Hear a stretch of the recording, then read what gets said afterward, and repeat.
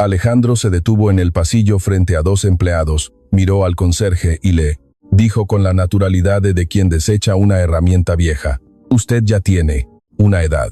Necesito gente con más energía para este ritmo. Está despedido». Mateo cogió su termo, se dio la vuelta, se marchó, llegó a casa, se sentó y llamó a la recepción del mismo edificio. Valeria le atendió y escuchó la voz calmada del conserje decir: «Mañana a las 9 quiero a todos los directores en Dio, la sala de juntas principal. Ya estaré allí cuando lleguen». En ese instante, Alejandro estaba convencido de que nunca volvería a ver a aquel conserje. Menos de 24 horas después, entraría en la sala más importante de la cima, empresa, para enfrentarse a él de nuevo. Mateo Ramos tenía 61 años, las manos ásperas de quien ha pasado décadas a pie de obra y un andar que no encajaba con el uniforme azul de trabajo que vestía. No era un paso arrastrado ni lento, era el andar de quien sabe dónde pisa. Había sido ingeniero de caminos durante 32 años, graduado en la Politécnica, con una especialización pagada de su propio bolsillo en plazos que se alargaron durante 2 años, con obras repartidas por 3 comunidades autónomas, con su firma en el visado y la estructura todavía en pie. Décadas después, cuando se jubiló, devolvió su tarjeta de acceso, estrechó las manos que debía estrechar y se marchó sin cena de despedida ni placas conmemorativas en la PAD. Meses más tarde, su hija le mencionó una vacante de conserje en un nuevo edificio de oficinas cerca de su casa. Algo sencillo, limpio, solo para mantener las manos ocupadas. Mateo tardó 2 días en decidirse, pero finalmente llamó. En su primera mañana se presentó con el uniforme impecablemente planchado y un termo de café recién hecho antes de las 6. Fran, el encargado de mantenimiento de 26 años y sonrisa fácil, le mostró la rutina con buena disposición. Mateo aprendió rápido, sin hacer preguntas innecesarias y sin comentar nada de lo que observaba. Cambió una bisagra rota en el área de descanso antes de que se lo pidieran, localizó una filtración de agua en el 3er piso y la reparó antes de que se convirtiera en un problema serio. Fran lo notó y se lo agradeció. Los demás no se dieron cuenta. Un conserje no anuncia lo que hace, simplemente lo deja hecho. Alejandro Castillo apareció en su tercera mañana, con 43 años, un traje hecho a medida y la actitud del hijo del fundador que había asumido el mando cuando su padre enfermó. Desde entonces, había remodelado la sede con mármol negro importado, renovado la flota de vehículos, creado un departamento de comunicación que producía catálogos vistosos que nadie leía, lanzado el mayor proyecto de la historia de la empresa. 16 torres, 408 viviendas, financiación conseguida fuera de España. Era el proyecto que elevaría a la constructora Castillo a otro nivel, o que lo hundiría todo si salía mal. El padre había levantado la empresa durante décadas, con obras honestas y una reputación construida ladrillo a ladrillo.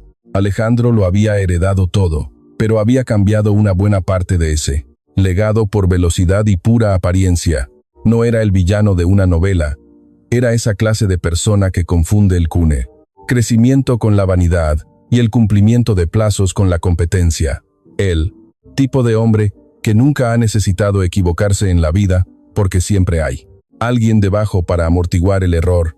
Alejandro no era cruel, era indiferente. Un conserje era una categoría laboral, no un ser humano. Y las categorías no ocupan espacio en el ascensor de quien tiene una reunión a las 9. La puerta se cerró en la cara de Mateo. En los días siguientes, Alejandro se cruzó con él 2 veces más de una forma que quedó grabada en su memoria. La primera vez, pasó por el pasillo acompañado de 2 visitas. Uno de ellos se apartó para dejar pasar el carro de limpieza. Alejandro no lo hizo, continuó su frase sin pausar y sin mirar a los lados, como si el pasillo se hubiera limpiado. Y solo. La segunda vez, llegó al vestíbulo junto a Roberto Salgado, el director financiero, de 38 años, y una postura rígida que intentaba compensar su traje más barato. El suelo seguía algo húmedo tras una tarde lluviosa. Alejandro lo miró y le dijo al aire, sin dirigirse a nadie en concreto. El suelo vuelve a estar mojado.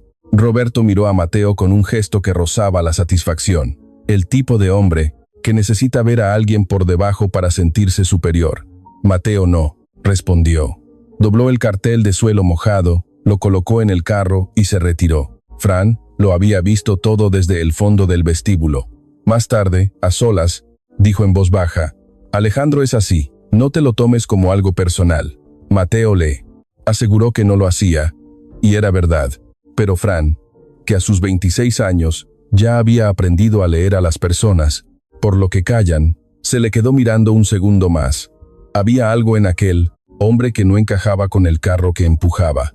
Una atención que no era la de un conserje común, una manera de observar cada esquina de cada sala, como quien realiza un análisis técnico que va mucho más allá de la limpieza.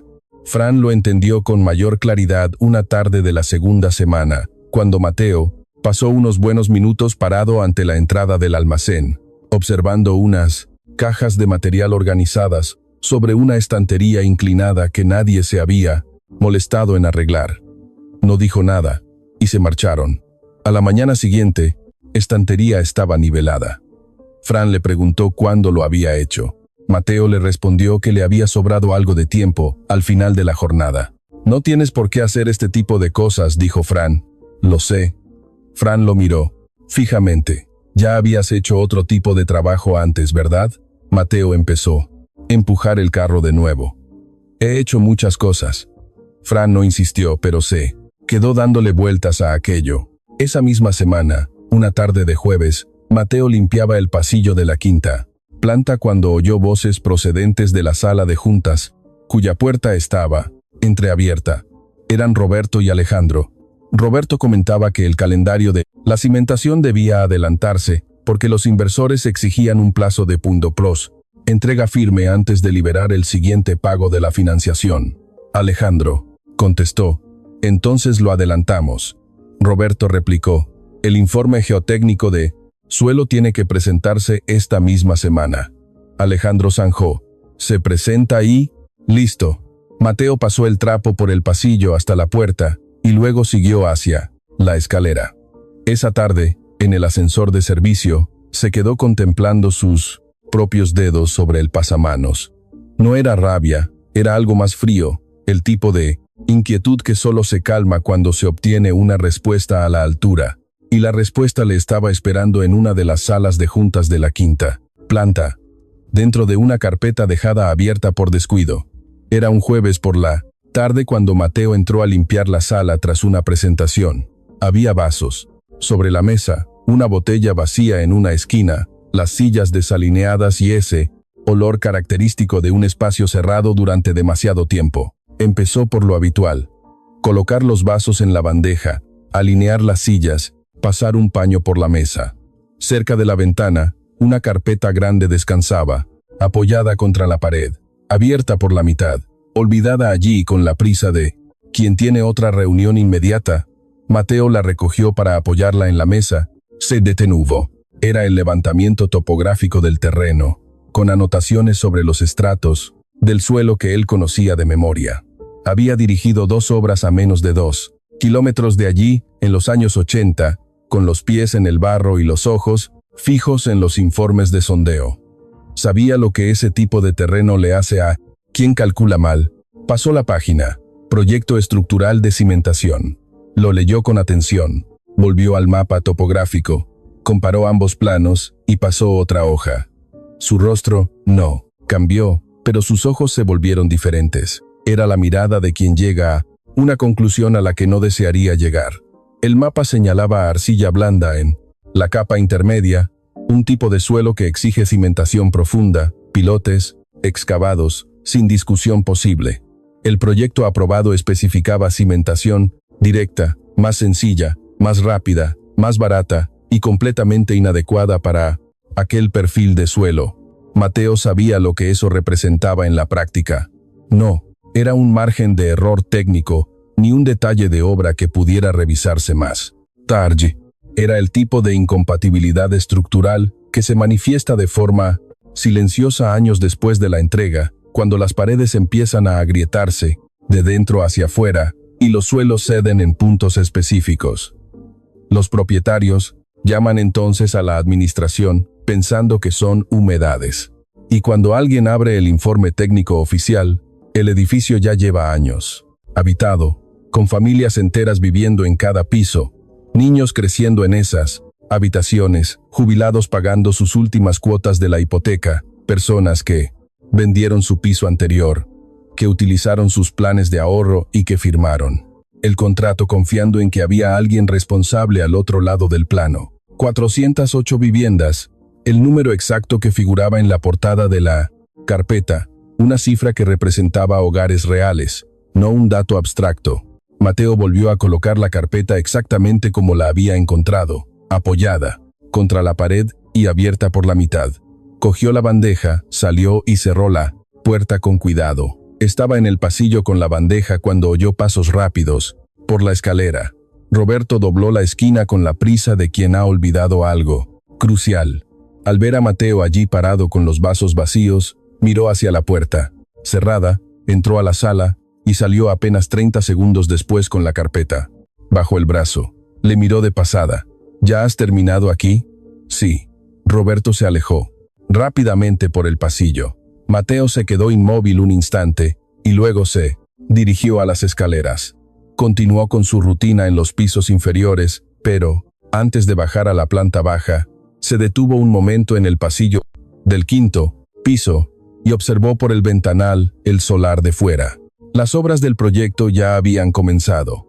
Estructuras metálicas levantándose, tierra removida y maquinaria parada al finalizar la jornada. Su padre solía decirle: quien firma un visado técnico, está firmando por la vida de quienes van a vivir allí. No lo olvides nunca. Mateo jamás lo había olvidado.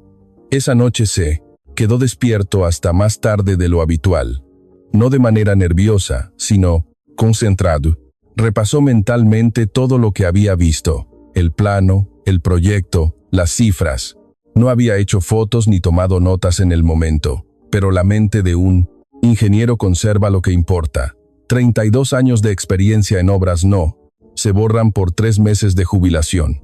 Y lo que figuraba en aquella carpeta era lo suficientemente grave como para saber exactamente qué estaba en juego y qué debía hacer. La cuestión no era si poseía el conocimiento necesario. Lo tenía. La duda era si tenía el derecho a actuar. Ahora era conserje, o mejor dicho, pronto sería exconserje, sin accesos, sin cargo y sin ninguna posición formal en la empresa. Pero existía su historial, sus décadas de visados firmados que acreditaban quién era cuando realmente importaba. Y también estaban los informes de sondeo de las obras de los años 80 que guardaba en una caja en su habitación. Lo había comprobado al llegar a casa. La presencia de arcilla estaba documentada en aquellas páginas amarillentas, con la tinta desgastada por el paso de 40 años. El mismo terreno, el mismo estrato. Nadie había borrado esos datos porque nadie imaginó que algún día serían determinantes. Pero, a veces, el trabajo realizado décadas atrás regresa, para completar lo que empezaste. A la mañana siguiente, se despertó antes de que sonara el despertador, preparó café y acudió a trabajar con la puntualidad de siempre, con el mismo andar y el uniforme impecable. Sin embargo, algo había cambiado en él, y en los días siguientes, ese peso se haría aún más evidente. Bajó las escaleras y saludó a Fran al salir.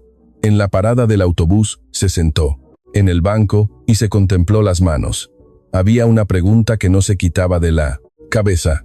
Aquello había sido un error de cálculo o una decisión deliberada para calco, abaratar costes y cumplir los plazos con los inversores. La diferencia entre ambas cosas era abismal. Un error se corrige. Una elección deliberada es otra cosa. Implica que alguien conocía el riesgo, calculó que valería la pena correrlo y firmó abajo. Aún así, en las jornadas siguientes prestaría una atención distinta a todo lo que le rodeaba. Escucharía lo que la gente dice cuando asume que quien limpia el suelo carece de oídos para lo que de verdad importa. Y lo que escuchó en las conversaciones de pasillo y en las charlas de la cocina de la oficina confirmó sus peores sospechas. No se trataba de un error. En sus más de 3 décadas de experiencia, Mateo había aprendido algo que ningún manual universitario enseña. Las personas hablan, más de la cuenta, cuando creen que el entorno se limpia solo, no por descuido, sino por pura costumbre, tras años de no ser cuestionados por nadie ajeno a sus decisiones. Y él, durante aquellas semanas, estaba en el centro de todo. Lo primero ocurrió una tarde de miércoles, en el pasillo de la tercera planta. Roberto y un gerente hablaban a unos 10 metros de donde Mateo pasaba la mopa. Roberto decía en voz baja, pero no lo suficiente. El calendario no permite una auditoría externa y el presupuesto tampoco. El gerente asintió en silencio, dijo que estaba conforme y se marchó. Roberto miró a un lado, vio a Mateo con el mango de la mopa en la mano y, sin mediar palabra, siguió adelante, aunque su mirada había cambiado. Era la mirada de quien sospecha que ha hablado demasiado, cerca de quien no debía. Lo segundo pasó en la cocina del cuarto piso, 2 días después, con la puerta entreabierta. Escuchó la voz tensa de Patricia Sanz, la directora de proyectos, de 41 años, que hablaba por teléfono desde el pasillo exterior. Cada palabra suya parecía calculada al milímetro. Sé lo que dice el informe geotécnico. Sé lo que dice el plazo de entrega. No son compatibles. Hubo una pausa. ¿Me estás pidiendo que firme algo o me estás pidiendo que me calle? Siguió un silencio más largo. De acuerdo. Colgó. Mateo salió de la cocina sin hacer ruido, registrando mentalmente cada palabra. Lo tercero y definitivo ocurrió un viernes por la mañana en la sala de juntas del 5º piso, que tenía la puerta abierta. Alejandro conversaba con 2 hombres trajeados, representantes de los fondos de inversión. Mateo pasó con su carro limpiando el pasillo. Uno de los hombres preguntó si el informe de la cimentación ya había sido visado por un ingeniero externo independiente. Alejandro respondió sin un ápice de duda. Validado y visado. Todo está debidamente documentado. El inversor asintió complacido y pasó de página. La reunión prosiguió con fechas de entrega del proyecto, como si fuera un trámite sencillo. Mateo detuvo su carro a 1 metro de la puerta y permaneció allí quieto. Durante 4 segundos. La mentira se había pronunciado con la soltura de quien está habituado a mentir, sin titubeos ni el menor rastro de incomodidad. Después, empujó el carro y continuó su camino, pero ya no era el mismo que había entrado en ese pasillo. Esa misma tarde, Roberto apareció por los aseos de la segunda planta mientras Mateo trabajaba. Se apoyó contra la pared con los brazos cruzados y lo observó fijamente durante un rato, que resultó de todo menos casual. Era una evaluación directa. ¿Usted ha trabajado antes en la construcción? Mateo siguió limpiando el lavabo. He estado metido en obras. Sí. ¿Cuánto tiempo? Bastante tiempo.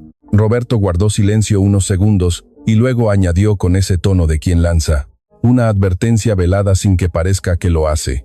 Un buen conserje es el que se centra en lo suyo. ¿Usted es centrado, Mateo? Mateo escurrió el trapo sobre el cubo. Levantó la mirada y lo sostuvo fijamente con una serenidad que Roberto no supo interpretar y que, por eso mismo, le incomodó mucho más que cualquier respuesta hostil. Poto. Sí, soy muy centrado. Roberto se retiró con paso rápido como quien acaba de tomar una decisión que se dispone a ejecutar de inmediato. Fran estaba en el pasillo y esperó a que doblara la esquina para acercarse. Te tiene en el punto de mira. No sé por qué, pero es así.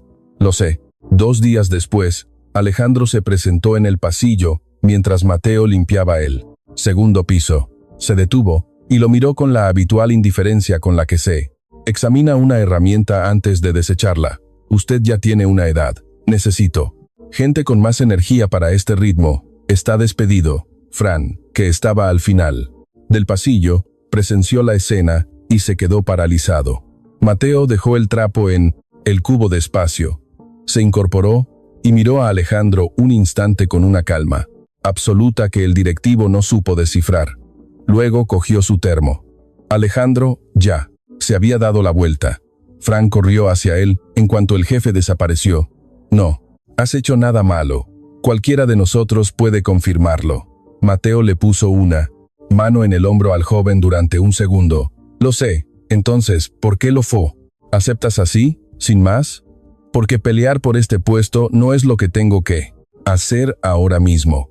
Fran no comprendió del todo la frase, pero se le quedó grabada.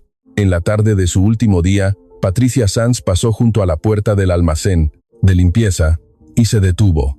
No había un motivo evidente para que estuviera en esa planta a esa hora. Se quedó mirando a Mateo unos instantes, con una expresión difícil de definir. Luego, con una voz muy queda para evitar que la oyeran, le dijo: «Ha hecho un buen trabajo aquí. Gracias». Ella dudó, como si tuviera la propomente intención de añadir algo más. Finalmente no lo hizo y se alejó con el paso pesado de quien arrastra una carga de la que no sabe cómo desprenderse, consciente de haber elegido llevarla. Mateo le entregó las llaves de su taquilla a Fran. Le agradeció el trato recibido y enfiló el pasillo con la espalda recta y el termo en la mano. En el ascensor de servicio bajó hasta la planta baja, cruzó el vestíbulo pavimentado con mármol negro sin mirar a los lados y salió por la puerta acristalada. El problema no desaparece cuando se marcha la persona que lo conoce. Alejandro había despedido al conserje sin saber que estaba echando al único hombre en todo el edificio capaz de precisar la magnitud del desastre que se estaba gestando. El problema permanece, solo se marcha el silencio, y Mateo ya no era el tipo de hombre que se callaba cuando tenía algo importante que revelar, y las pruebas técnicas para demostrarlo. Mateo llegó a su casa, colgó el uniforme azul de trabajo y se sentó en una silla. De la cocina aún quedaba luz natural. Su despido había sido ejecutado por Alejandro en persona, en mitad del pasillo y delante de Fran, con la frialdad de quien se deshace de un trasto viejo. Sin explicaciones elaboradas, sin una reunión formal. Una simple frase cortante de pasada antes de darle la espalda. Mateo se había limitado a bajar en el ascensor de servicio. Ahora, sentado frente a la mesa, la decisión cobró forma definitiva en su mente, no como un impulso de rabia o un plan de venganza personal, sino como un balance de cuentas que debía saldar a alguien que contara con los conocimientos adecuados. Y en ese momento, ese alguien era él.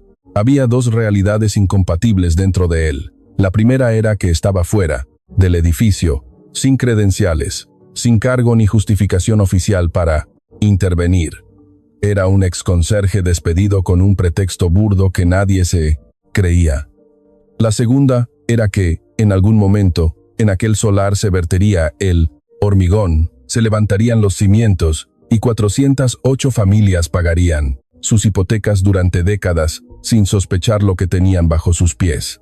Esas dos realidades no podían coexistir en su conciencia, y él era probablemente la única persona con la capacidad técnica para ver las implicaciones reales de aquel desastre.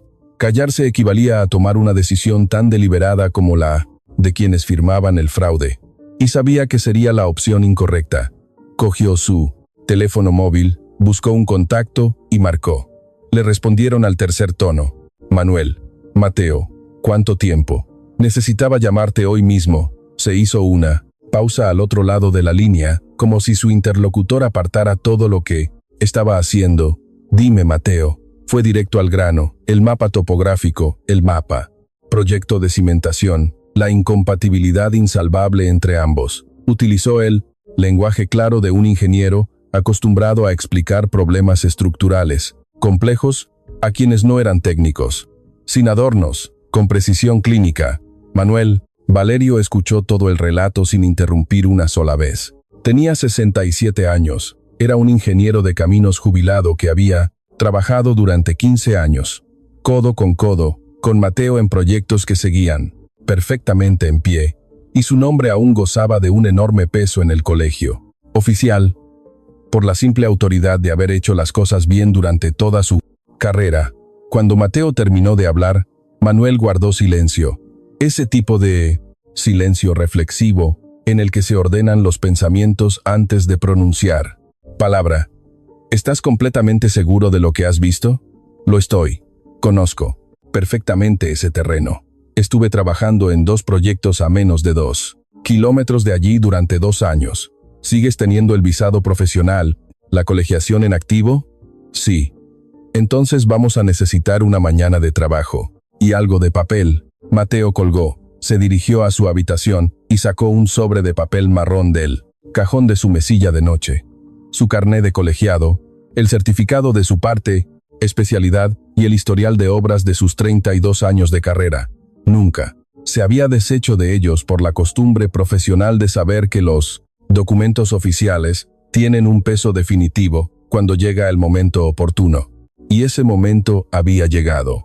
Sin embargo, antes de continuar, se obligó a responder a una pregunta íntima.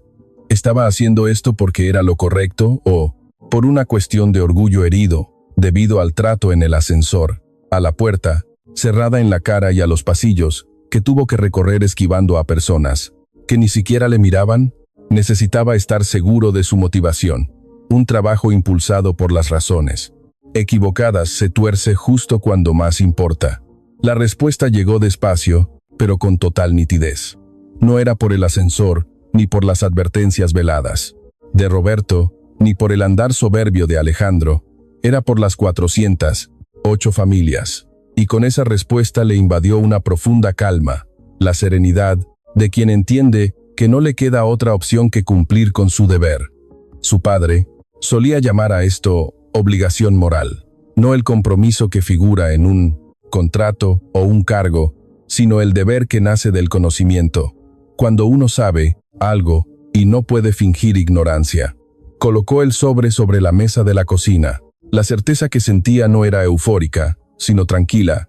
Hizo la cena, comió, despacio, y después llamó a su hija como hacía todas las semanas. Ella le preguntó qué tal había ido el día. Él respondió que había sido un día diferente. ¿En qué sentido?, le preguntó ella. He llegado a un punto en el que he tenido que decidir qué hacer con una información que tengo. Ella guardó silencio un instante antes de preguntar. ¿Y lo has decidido? Sí, ya lo he decidido. Ella no hizo más preguntas. Conocía a su padre lo suficiente como para saber que, cuando utilizaba ese tono, el asunto ya estaba resuelto. Tras colgar, Mateo permaneció pensativo un rato. A la mañana siguiente se despertó a las 5:40 y preparó café. Antes de salir, comprobó en su habitación que su número de colegiado estuviera en regla y sin incidencias. Metió todo en el sobre de papel marrón junto con su cuaderno de tapas duras y hojas en blanco, el mismo que utilizaba en sus tiempos de obra, y lo guardó en la mochila. A las 7:30 llamó a Manuel. Hablaste de consultar los registros. Conozco a un funcionario en el archivo técnico del ayuntamiento. ¿Te viene bien a las 9? Perfecto. Antes de despedirse, Manuel añadió, no como consejo ni como pregunta, sino como una constatación necesaria. Mateo, estás haciendo lo correcto. Lo sé. Cerró la puerta y bajó las escaleras de su bloque. En ese mismo instante, Roberto Salgado llegaba a las oficinas con la seguridad de quien ha zanjado un asunto molesto, y Alejandro Castillo cruzaba el vestíbulo, sintiéndose dueño de la situación. Ninguno de los dos sospechaba que, a unos barrios de distancia, un hombre de 61 años acababa de realizar la llamada que lo cambiaría todo. El archivo municipal se encontraba a unas 8 manzanas de su casa, en una calle empedrada entre una farmacia y un kiosco de prensa. Manuel ya le esperaba en la acera cuando Mateo llegó. Llevaba una camisa de botones y una carpeta bajo el brazo. Se dieron un apretón de manos firme, el saludo de dos viejos amigos que no necesitan rodeos. Pasaron la mañana en el archivo, examinando los documentos públicos del proyecto Horizonte Sur, que se habían presentado para la licencia de obras municipal. Era información pública y accesible para cualquier ingeniero colegiado que la solicitara formalmente por escrito. El funcionario que Manuel conocía les facilitó el acceso sin excesivas trabas administrativas y los dejó trabajar tranquilos en una mesa al fondo de la sala. Mateo sabía exactamente qué buscar. Manuel sabía qué correspondía contrastar. El informe de cimentación había sido emitido por una consultora fundada hacía menos de 3 años, con un único ingeniero firmante sin experiencia en proyectos de gran envergadura. Los datos geotécnicos recogidos en el informe no coincidían en absoluto con las características reales del suelo de esa zona de la ciudad. Mateo conservaba los sondeos de los años 80 en la caja de su casa y los había revisado detenidamente. La arcilla estaba documentada en aquellas hojas. Siempre había estado allí. Manuel cerró el expediente y se quedó pensativo. Luego murmuró: ¿Eres consciente de lo que esto implica? Sí, y también de lo que hay que hacer. De acuerdo. Esta misma tarde me pongo en contacto con el colegio oficial. Presentaremos una consulta técnica formal firmada por 2 ingenieros colegiados, adjuntando datos contrastados y solicitando una inspección urgente e independiente del proyecto. Es el cauce legal oportuno, con rigor técnico y sin generar un alarmismo innecesario. Salieron del edificio municipal a las 11:20. Ya en la acera, Manuel le preguntó cuándo pensaba ponerse en contacto con la constructora, en cuanto tengamos en la mano el dictamen técnico del colegio. Manuel asintió. Se despidieron y cada uno tomó su camino. Los 5 días siguientes fueron los más duros del proceso. No por lo que ocurría, sino por la inactividad. Mateo se quedaba en casa con las manos desocupadas, sabiendo que al otro lado de la ciudad, las excavadoras continuaban su marcha, los obreros trabajaban y el calendario del proyecto avanzaba. Cada jornada que pasaba significaba verter más hormigón sobre un error gravísimo que nadie se decidía a corregir. Al cuarto día, Manuel le telefoneó para informarle de que el inspector del colegio había solicitado un día adicional para concluir su informe técnico. Mateo le respondió que no había inconveniente. Manuel prometió llamarle en cuanto tuviera el documento definitivo. Mateo le dio las gracias y colgó. En el quinto día, el dictamen oficial llegó al correo electrónico a las 15:40. Un técnico del Colegio de Ingenieros de Caminos había sido designado para realizar una evaluación independiente de los planos de cimentación. Su conclusión, redactada en un lenguaje técnico directo y sin rodeos, era demoledora. El informe geotécnico presentaba discrepancias graves, invalidaban el diseño estructural propuesto. La cimentación prevista resultaba totalmente deficiente para el tipo de terreno documentado. El proyecto, en su estado actual, no garantizaba la estabilidad estructural de la obra. Mateo leyó el informe 3 veces, lo imprimió, lo dobló y lo guardó en el sobre marrón. Había llegado la hora. Marcó el número de la recepción de la constructora, él mismo que había marcado meses atrás para informarse sobre el empleo de conserje. Valeria respondió al segundo tono. Buenas tardes, constructora Castillo. ¿En qué puedo ayudarle? Buenas tardes, Valeria. Soy Mateo Ramos Figueiredo, ingeniero de caminos, canales y puertos, número de colegiado 47832. Necesito que le transmita al director general, Alejandro Castillo, que solicito una reunión mañana, a las 9 de la mañana, con todos los directores implicados en el proyecto Horizonte Sur. Se produjo un silencio prolongado al otro lado de la línea. No era el silencio de quien no comprende, sino el de quien acaba de asimilar la gravedad de lo que escucha. ¿Desea reservar alguna sala en concreto? La sala de juntas principal. ¿Y a qué hora llegará para indicárselo al control de accesos? Estaré allí, antes de que ellos lleguen. Valeria hizo una breve pausa antes de responder. Entendido. Le paso el aviso de inmediato.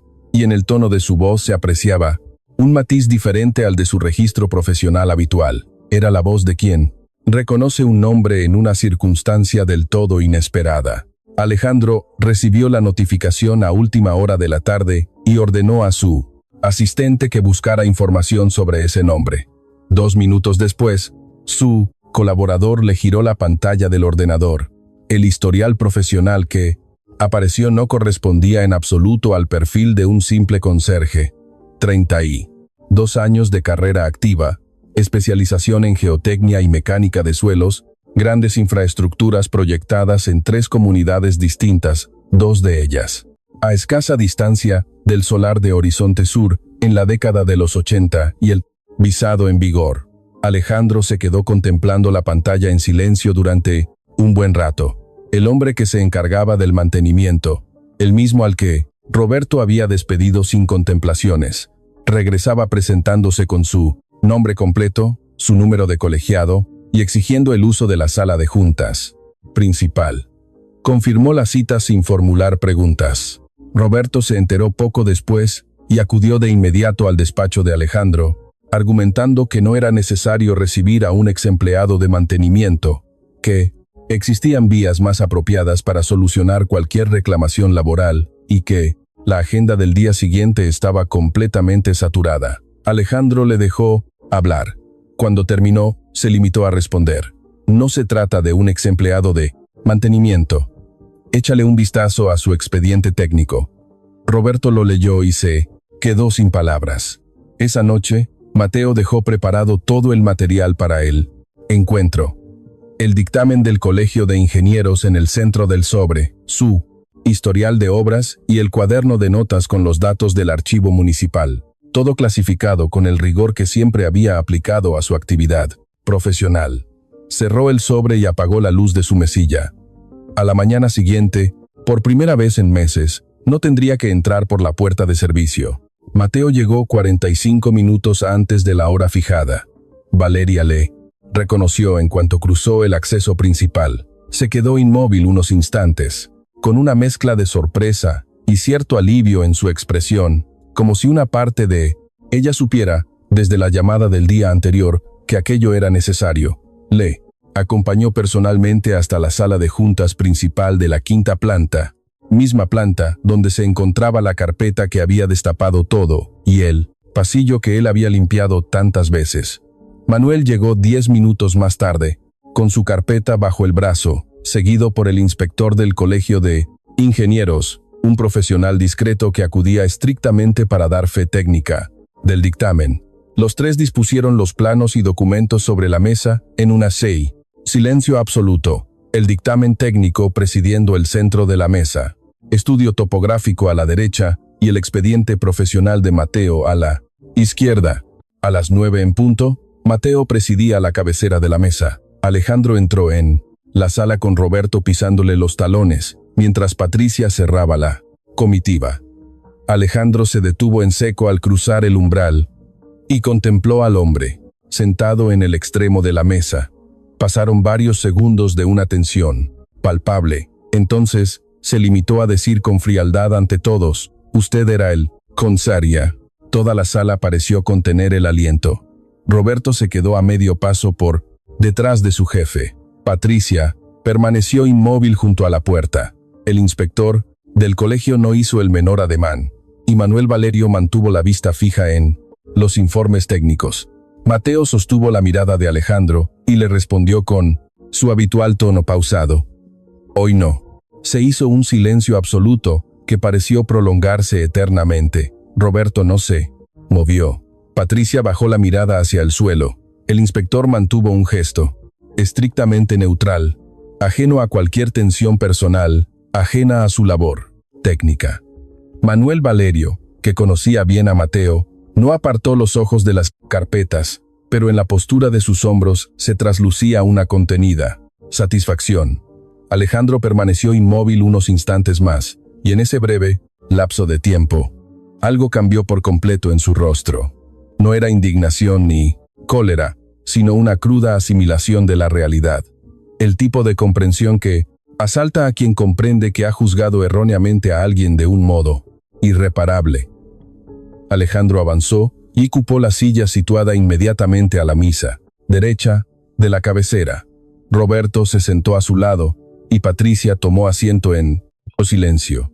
Ella comprendía perfectamente cada plano técnico que descansaba sobre la mesa y sabía, antes de que se pronunciara la primera palabra, que era exactamente lo que iba a ocurrir. Mateo intervino durante 52 minutos. Expuso cada detalle con la objetividad de un profesional habituado a redactar informes técnicos claros, precisos, sin adornos retóricos, pausas dramáticas ni discursos morales. El mapa del terreno y el proyecto estructural de cimentación frente a frente.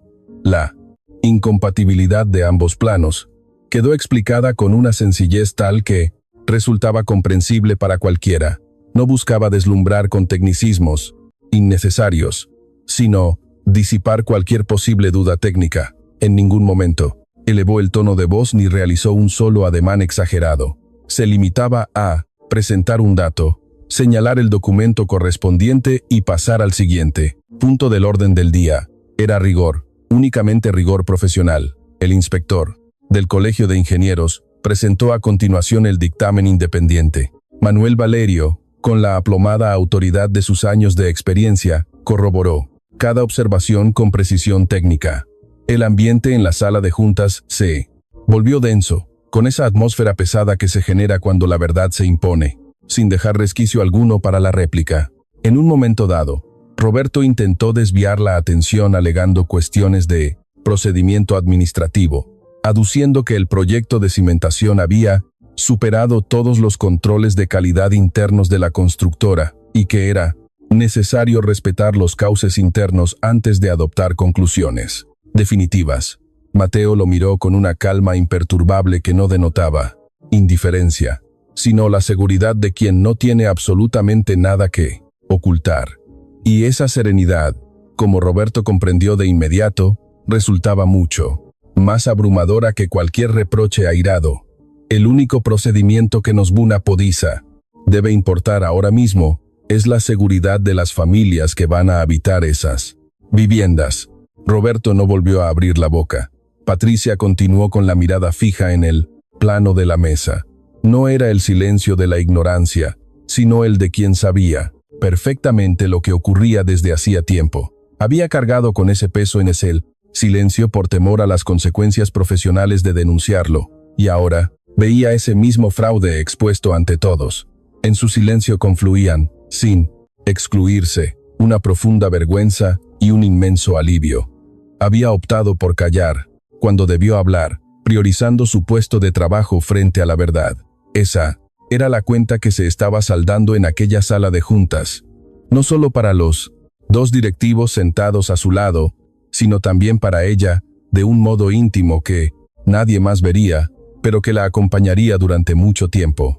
Alejandro apenas intervino durante toda la sesión. Había comprendido en los primeros 15 minutos de la exposición la gravedad del problema al que se enfrentaba. Un error estructural que no tenía nada de accidental, aprobado sin la preceptiva revisión externa, porque los plazos apretaban y el presupuesto no lo permitía. El hombre, al que había tratado como un simple número de mantenimiento, a quien consideraba un estorbo en el ascensor, regresaba respaldado por 32 años de Qualafom, impecable trayectoria profesional y con pruebas documentales irrefutables, no con la intención de vengarse, sino para corregir una negligencia grave, proteger a los futuros residentes que la empresa había puesto en peligro. Había algo en esa lección que no lograba encajar en sus esquemas mentales, y que tardaría mucho tiempo en asimilar. La sesión concluyó a las 10:02 de la mañana. Mateo recogió sus planos pausadamente, sin muestras de regocijo ni gestos de triunfo. Salió al pasillo de la quinta planta, y, esta vez, sin uniforme de trabajo ni carro de limpieza, se dirigió al ascensor principal, el mismo que, tiempo atrás, se había cerrado ante sus ojos. Entró, pulsó el botón de la planta baja, y las puertas se cerraron de forma pausada. Las repercusiones de la reunión no se hicieron notar con grandes estridencias, sino de la forma en que acontecen las consecuencias reales, de manera paulatina y con la precisión de lo inevitable. El proyecto Horizonte Sur fue suspendido de inmediato esa misma semana. Los fondos de inversión exigieron una auditoría externa completa antes de autorizar cualquier reanudación de los desembolsos. Las obras se paralizaron por completo y la maquinaria pesada quedó estacionada en el solar bajo grandes lonas impermeables que ondeaban al viento. Roberto fue el primero en asumir las consecuencias directas.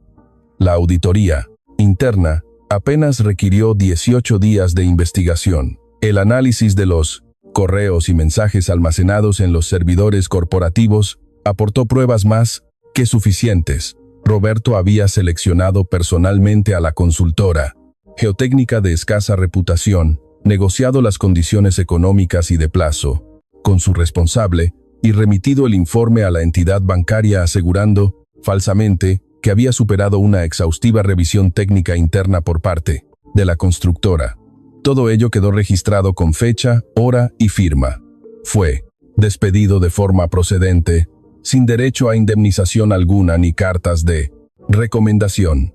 Abandonó el edificio en solitario, caminó hacia su coche en el aparcamiento vacío.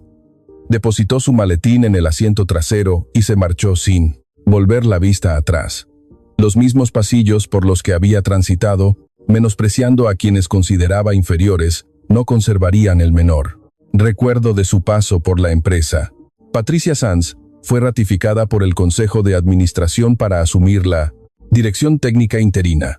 Era la única profesional de la empresa con la cualificación técnica idónea para coordinar la reestructuración completa del proyecto Horizonte Sur. Se llevaron a cabo nuevos sondeos independientes. Se replanteó el diseño de la cimentación desde cero y se rehizo por completo el calendario de obra.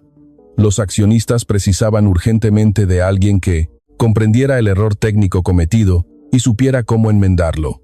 Patricia era la persona idónea para esa tarea, aunque era plenamente consciente de que su designación obedecía al pragmatismo empresarial y no a una absolución moral. Esa, la sutil diferencia, la acompañaría siempre como un recordatorio del precio de guardar silencio cuando corresponde hablar.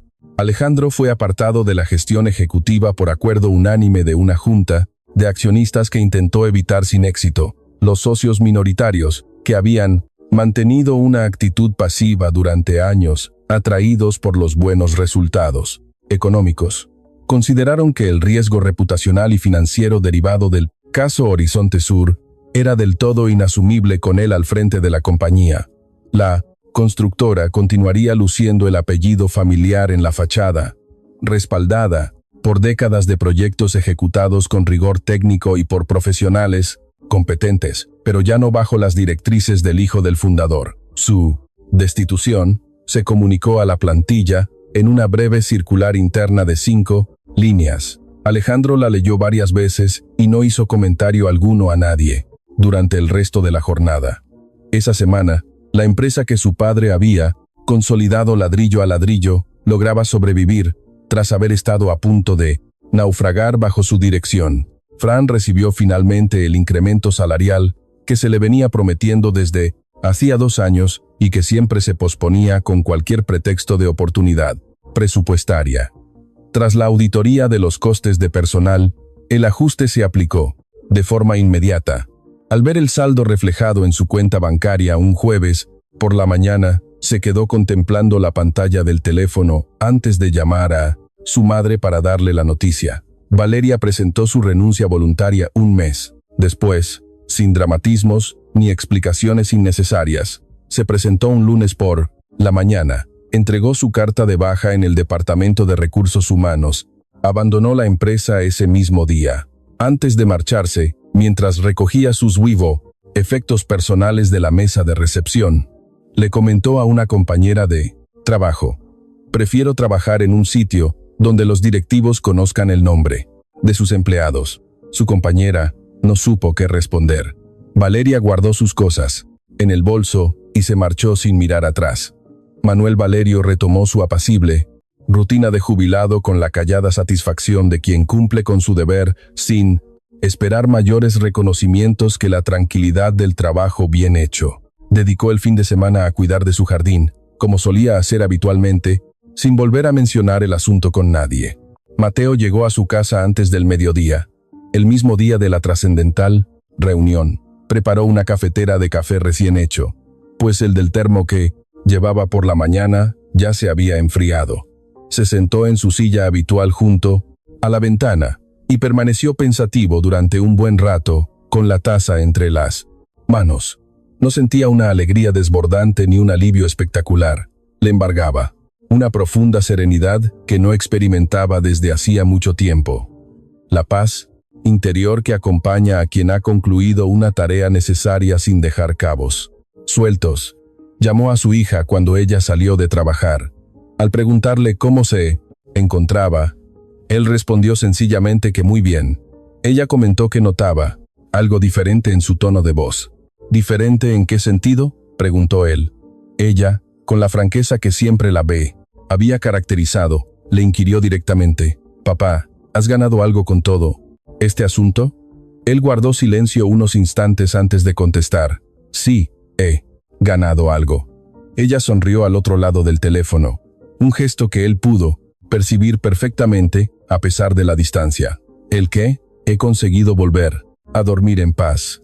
Se hizo un silencio cómplice en la línea, el silencio de una hija que comprende mucho más de lo que expresan las palabras de su padre. «Me alegro mucho, papá», dijo ella en voz baja. «Cuídate».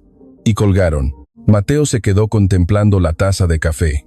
Había pasado 32 años firmando visados para garantizar que las estructuras se mantuvieran firmes. 3 meses vistiendo un uniforme azul de conserje y portando un termo de café. Una carpeta de planos sobre una mesa de juntas y 52 minutos de exposición técnica. No hacían falta celebraciones ruidosas ni muestras de júbilo. La verdadera justicia no precisa de grandes puestas en escena. Acontece, de manera silenciosa, sin aspavientos, asentándose firmemente como una estructura de ingeniería bien proyectada. Nadie repara en su solidez mientras se mantiene en pie. Solo se advierte su valor cuando amenaza con derrumbarse. 408 familias que jamás llegarían a conocer el nombre de aquel hombre descansarían seguras en sus hogares, gracias a que él había decidido actuar conforme a su deber profesional. Era suficiente, plenamente suficiente. No quedaban cuentas pendientes que saldar. Cada elemento estructural ocupaba el lugar técnico que le correspondía. Y el hombre que había dedicado toda su trayectoria profesional a evitar que las estructuras se vinieran abajo, por fin, descansaba tranquilo en su sillón. No siempre quienes generan más ruido son los encargados de transformar la realidad. En ocasiones, basta con el rigor y el compromiso de una sola persona para enderezar el rumbo de los acontecimientos, incluso cuando nadie parece estar prestando atención. El rigor, la integridad y la competencia profesional pueden pasar inadvertidos durante un tiempo, pero tarde o temprano terminan manifestando su verdadero valor. Si esta historia también le ha conmovido, deje su reacción y comparta en los comentarios qué habría hecho usted en el lugar de Mateo. Me interesaría conocer su opinión. Y si aún no se ha suscrito, hágalo para no perderse las próximas historias.